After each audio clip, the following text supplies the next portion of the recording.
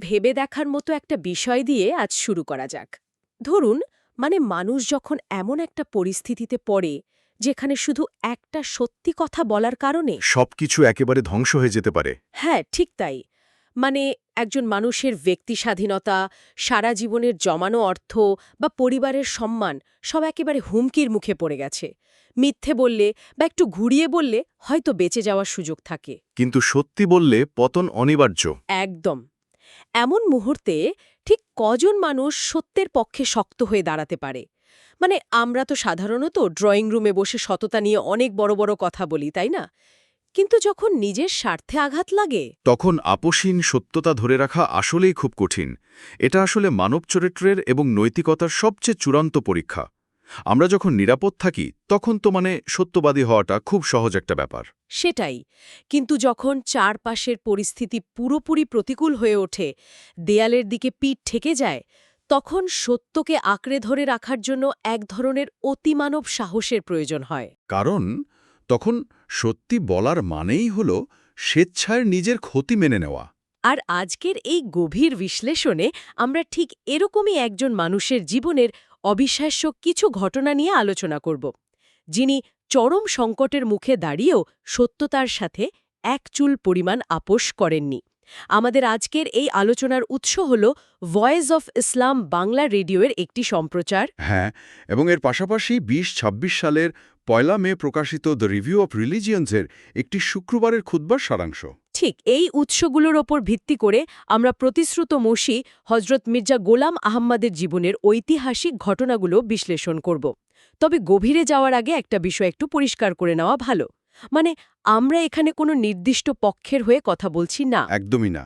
আমাদের উদ্দেশ্য কোনো নির্দিষ্ট বিশ্বাসকে প্রচার করা নয়। হ্যাঁ, আমরা সম্পূর্ণ নিরপেক্ষ দৃষ্টিকোণ থেকে এই ঐতিহাসিক ঘটনাগুলোর মনস্তাত্ত্বিক দিকগুলো বিশ্লেষণ করব, যাতে করে এখান থেকে সত্যতা এবং নৈতিকতার যে বাস্তব শিক্ষাগুলো পাওয়া যায় তা আধুনিক যুগের পেশাদার বা ব্যক্তিগত জীবনে কাজে লাগানো যায়। এটাই সঠিক পদ্ধতি। আমরা মূলত একটি মনস্তাত্ত্বিক কেস স্টাডি হিসেবে এই মানুষটির সিদ্ধান্তগুলোকে দেখছি। কিভাবে একজন মানুষ তার চরম প্রতিপক্ষ, নিজের পরিবার এবং এমনকি রাষ্ট্রের আইনি কাঠামোর সামনে দাঁড়িয়েও নিজের নীতিতে অটল থাকতে পারেন। তো প্রথম ঘটনাটি দিয়ে শুরু করা যাক। আমি এটাকে বলি অপবাদের বিরুদ্ধে অভাবনীয় চ্যালেঞ্জ। সে সময়কার অন্যতম প্রধান বিরোধী মৌলবী মোহাম্মদ হুসেন বাতালভি, উনি তো প্রতিশ্রুত মসিহাকে প্রকাশ্যে কাফির বা অবিশ্বাসী এবং চরম মিথ্যাবাদী বলে আখ্যায়িত করেছিলেন। হ্যাঁ, এবং আধুনিক যুগে সোশ্যাল মিডিয়ায় যখন কাউকে নিয়ে এমন অপপ্রচার চলে, যাকে আমরা ক্যান্সেল কালচার বলি, তখন মানুষ সাধারণত বিশাল পিআর এজেন্সির সাহায্য নেয়। বা প্রেস কনফারেন্স করে পাল্টা অপপ্রচার চালায়। কিন্তু এখানে আমরা দেখছি তিনি এই প্রচলিত পথের ধার ধারেননি। না, একদমই না। তিনি শুধু তর্ক করেননি, বরং একটি ঐশিক সত্যতা যাচাইয়ের আহ্বান জানিয়েছিলেন। কারণ তিনি জানতেন শুধু মুখের কথায় এই ধরনের অপবাদ খণ্ডন করা যায় না। বিষয়টা একটু ভেঙে বলবেন, চ্যালেঞ্জটা আসলে কি ছিল? তিনি বাতালভিকে সরাসরি প্রস্তাব দেন যে লাহোর, অমৃতসর বা বাটালায় একটি বড় জনসমাবেশ করা হোক। সেখানে পবিত্র কুরআনের মাপকাঠিতে এবং মহানবী সাল্লাল্লাহু আলাইহি ওয়াসাল্লামের একটি সুনির্দিষ্ট হাদিসের ভিত্তিতে উভয়ের স্বপ্নের সত্যতা যাচাই করা হবে। আচ্ছা, হাদিসটিতে কি বলা ছিল? হাদিসটিতে বলা হয়েছে, যারা বাস্তব জীবনে সত্যবাদী তাদের স্বপ্ন সবসময় সত্য হয়। তিনি বাতালভিকে এই পরীক্ষার জন্য ৬ মাসের সময়ও দিয়েছিলেন। একটু দাঁড়ান, এটা অনেকটা ডিভাইন লাই ডিটেক্টর টেস্ট বা ঐশী সত্যতা যাচাই যন্ত্রের মতো শোনাচ্ছে। হ্যাঁ, খুব সুন্দর একটা উপমা দিয়েছেন। এর কাজ করার পদ্ধতিটা হলো আধ্যাত্মিক উন্মোচন। তিনি বলেছিলেন যে এই পরীক্ষায় ব্যর্থ হবে তাকেই দাজ্জাল বা মিথ্যাবাদী উপাধি দেওয়া হবে। যুক্তিটা ছিল, আমি যখন মানুষের সাথে কখনো মিথ্যা বলিনি, তখন স্রষ্টার বিষয়ে কেন মিথ্যা বলবো, তাই তো? ঠিক তাই। দেখুন, এই চ্যালেঞ্জটা শুধু আত্মবিশ্বাসের প্রমাণ ছিল না, এটি ছিল নিজের সম্পূর্ণ আধ্যাত্মিক সত্তাকে জনসম্মুখে পরীক্ষার কাঠগড়ায় দাঁড় করানো। কিন্তু এর ঝুঁকিটা তো সাংঘাতিক। যদি তিনি মিথ্যাবাদী হতেন, তবে তো এই চ্যালেঞ্জে তিনি নিজেই ধ্বংস হয়ে যেতেন। ঠিক এখানেই আসে বিশ্বাসের গভীরতা। তিনি জানতেন যে সত্যের কোনো পিআর এজেন্সির দরকার হয় না। সত্য নিজেই নিজের সবচেয়ে বড় রক্ষা কবচ। আর তার এই আপোষহীন সততা শুধু আধ্যাত্মিক জগতেই সীমাবদ্ধ ছিল না, বাস্তব জীবনের চরম সংকটেও তিনি এর প্রমাণ দিয়েছিলেন। এবং সেটা বুঝতে হলে আমাদের তার জীবনের ৩টি নির্দিষ্ট আইনি লড়াইয়ের দিকে তাকাতে হবে। তো চলুন আমরা সেই আইনি লড়াইগুলোর দিকে তাকাই। হ্যাঁ, প্রথম মামলাটি ছিল একটি পারিবারিক সম্পত্তির বিরোধ। আর আমরা তো জানি পরিবারের ভেতরের আইনি লড়াই কতটা কুৎসিত হতে পারে। হ্যাঁ, মির্জা আজম বেগের প্ররোচনায় কাদিয়ানের কয়েকজন অংশীদার প্রতিশ্রুত মসিহ এবং তার ভাই মির্জা গোলাম কাদেরের বিরুদ্ধে একটি সম্পত্তির মালিকানা নিয়ে মামলা করে। ইতিহাস থেকে জানা যায় এই সম্পত্তি উদ্ধার করতে তার বাবা ইতোমধ্যেই প্রায় ৮,০০০ রুপি খরচ করেছিলেন। ৮,০০০ রুপি? ১৯ শতকের প্রেক্ষাপটে এটা তো আক্ষরিক অর্থেই একটা বিপুল পরিমাণ সম্পদ। একদম আজকের দিনে হিসাব করলে এটা একটা বিশাল এস্টেট বা কোম্পানির সমান। কিন্তু এই চরম উত্তেজনার মুহূর্তে প্রতিশ্রুত মসীহ একটি ঐশী প্রত্যাদেশ বা রেভেলেশন পান, যেখানে তাকে জানানো হয় যে এই নির্দিষ্ট মামলায় আল্লাহ তাদের পক্ষে নেই। এরপর তিনি যা করলেন সেটা সত্যিই অবাক করার মতো। তিনি তার ভাই এবং পরিবারের অন্যান্য সদস্যদের একত্র করে পরিষ্কারভাবে জানিয়ে দেন যে এই মামলা চালানো উচিত হবে না। কারণ এটি ঐশী ইচ্ছার পরিপন্থী। আমি যদি একটু অন্য দৃষ্টিকোণ থেকে চিন্তা করি, ভাবুন তো, কেউ যদি আজ তার ভাইকে গিয়ে বলে, স্রষ্টা আমাকে বলেছেন এই কয়েক কোটি টাকার সম্পত্তির দাবি ছেড়ে দিতে, তাহলে তার পরিবার তো তাকে পাগল ভাববে। বা ভাববে সে পরিবারের সাথে বিশ্বাসঘাতকতা করছে।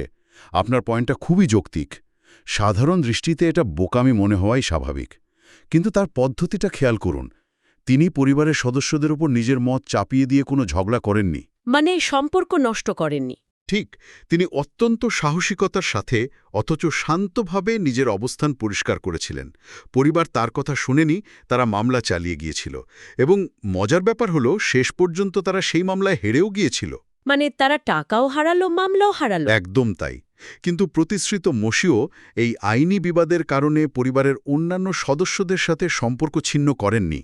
তিনি স্বেচ্ছায় নিজের অংশের বিপুল আর্থিক ক্ষতি মেনে নিয়েছিলেন। আধুনিক যুগের পারিবারিক ব্যবসার দ্বন্দ্বের সাথে যদি আমরা এটাকে মেলাই, বিষয়টা দারুণ শিক্ষণীয়। ব্যবসার শেয়ার বা জমি নিয়ে ভাইয়ে ভাইয়ে মুখ দেখাদেখি বন্ধ হয়ে যাওয়ার ঘটনা তো অহরহই ঘটে। সেখানে এই ঘটনা শেখায় কিভাবে নৈতিকতাকে সবার ওপরে রেখেও পারিবারিক সম্প্রীতি টিকিয়ে রাখা যায়। একদম সঠিক। আচ্ছা, এবার আসি দ্বিতীয় মামলাটিতে, পোস্টাল অ্যাক্ট বা ডাকঘর আইনের মামলা। এই গল্পটা শুনলে কর্পোরেট জগতের অনেকেই হয়তো খুব সহজেই রিলেট করতে পারবেন। ঘটনাটা রালিয়ার রাম নামক একজন খ্রিস্টান আইনজীবী ও সংবাদপত্রের সম্পাদককে ঘিরে। হ্যাঁ, এই মামলাটা এক অর্থে বেশ অদ্ভুত। রালিয়া রামের পত্রিকায় ইসলামের পক্ষে একটি প্রবন্ধ ছাপানোর জন্য প্রতিশ্রুত মসীহ একটি খোলা পার্সেলের ভেতর প্রবন্ধের সাথে আলাদা একটি ব্যক্তিগত চিঠি পাঠিয়েছিলেন।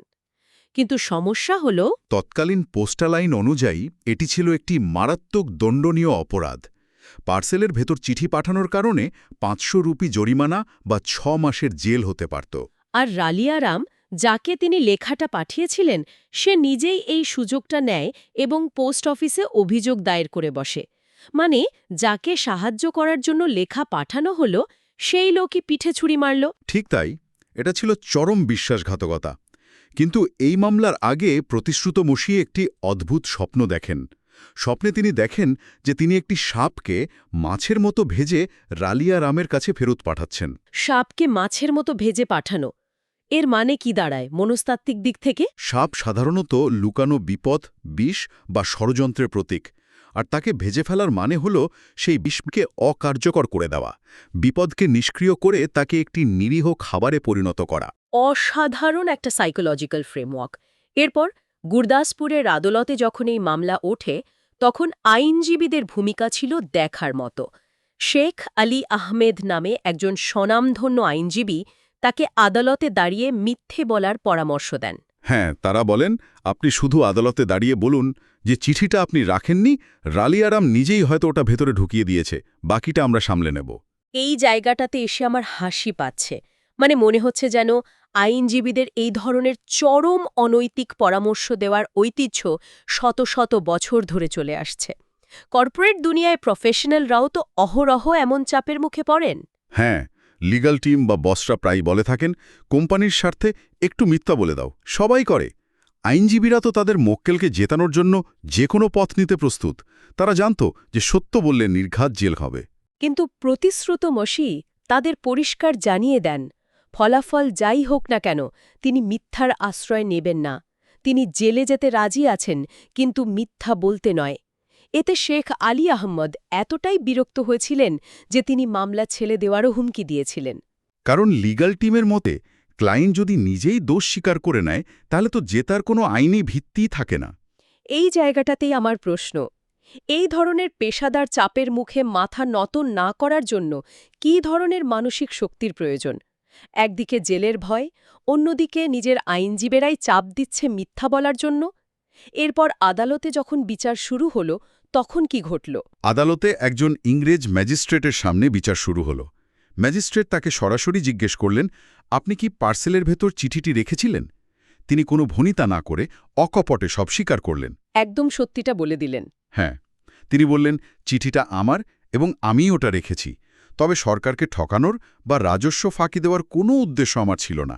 আমি জানতাম না যে এটা বেআইনি। ব্রিটিশ ভারতের একজন ইংরেজ ম্যাজিস্ট্রেটের সামনে দাঁড়িয়ে এভাবে নির্বিধায় সত্যি কথা বলা, যেখানে সাধারণত ভয় মানুষ জড়সড় হয়ে থাকে, ম্যাজিস্ট্রেটের প্রতিক্রিয়া কী ছিল? ম্যাজিস্ট্রেট আক্ষরিক অর্থেই চমকে গিয়েছিলেন, কারণ তার সামনে প্রতিদিন শত শত মানুষ এসে মিথ্যা বলে বাঁচার জন্য। সেখানে এই অকৃত্রিম সততা তার কাছে এক অভাবনীয় বিষয় ছিল। এবং তার এ সততায় মুগ্ধ হয়ে ম্যাজিস্ট্রেট পোস্টাল সুপারিনটেন্ডেন্টের শত যুক্তি অগ্রাহ্য করে তাকে সসম্মানে মুক্তি দেন। মানে সত্যতার নিজস্ব একটা শক্তি আছে, যা যেকোনো আইনি যুক্তির চেয়েও অনেক বেশি শক্তিশালী। একদম তাই। এই মামলাটি তাকে জেলের হাত থেকে বাঁচিয়েছিল, কিন্তু আমাদের হাতে যে তৃতীয় মামলাটি আছে সেটা দেখায় কিভাবে সততার কারণে তিনি নিজের জমিও হাসি মুখে ছেড়ে দিয়েছিলেন। হ্যাঁ, তৃতীয় মামলাটি ছিল তার ছেলে সুলতান আহমদের। একজন হিন্দু ডেপুটি তাদের পারিবারিক জমিতে অবৈধভাবে একটি বাড়ি নির্মাণ করে ফেলেছিল, আর এর বিরুদ্ধে ছেলে মামলা করেন। কিন্তু সমস্যা হলো, ছেলের করা মামলার আর্জিতে একটি তথ্যের মারাত্মক ভুল ছিল, আর প্রতিপক্ষ সেই ভুলের সুযোগটাই নিতে চাইল। তারা ইচ্ছে করেই তাকে এই মামলার সাক্ষী হিসেবে দাঁড় করায়, তাই তো? কারণ তারা জানত তিনি সত্য বললে মামলাটা তারাই জিতবে। নিখুঁত বলেছেন। বাবু ফতেহদ্দিন নামের এক ব্যক্তির এলাকায় এই বিচার চলছিল। এলাকার একজন আইনজীবী যখন প্রতিশ্রুত মসিহাকে জিজ্ঞাসা করেন তিনি আদালতে কি সাক্ষ্য দেবেন, তিনি নির্দ্বিধায় বলেন, যা সত্যি তাই বলবো।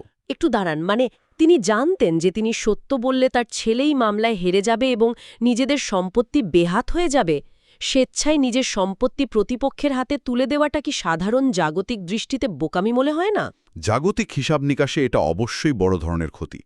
সেই আইনজীবী তো তার কথা শুনে এতটাই অবাক হয়েছিলেন যে তিনি বলেছিলেন, তাহলে আর আদালতে যাওয়ার দরকার কি, আমি নিজেই গিয়ে মামলা প্রত্যাহার করে নিচ্ছি। ফলাফলস্বরূপ তারা নিজেরাই মামলা প্রত্যাহার করে নেয় এবং নিজেদের জমি হারায়। কিন্তু এই লোকসানের পেছনের মেকানিজমটা আসলে কি? দীর্ঘমেয়াদে কিভাবে এই ক্ষতি একটি বিশাল বিজয়ে পরিণত হল?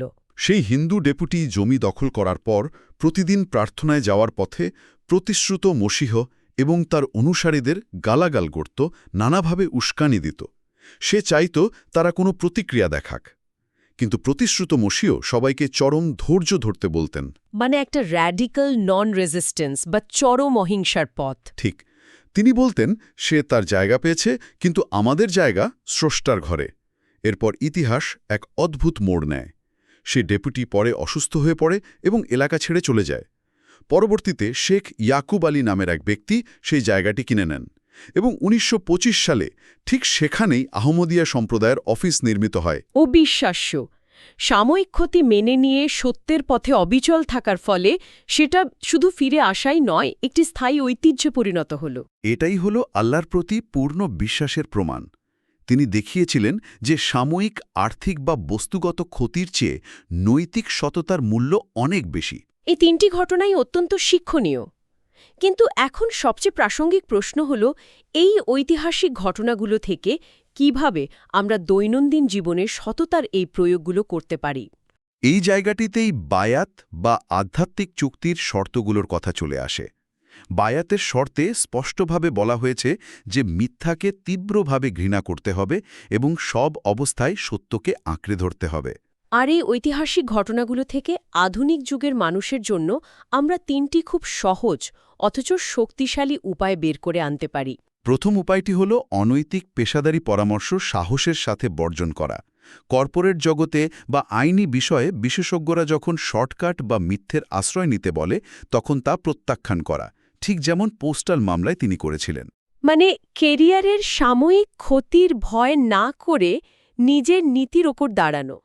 আর দ্বিতীয় উপায়টা হল সম্পর্ক ও সত্যের মধ্যে ভারসাম্য রক্ষা করা।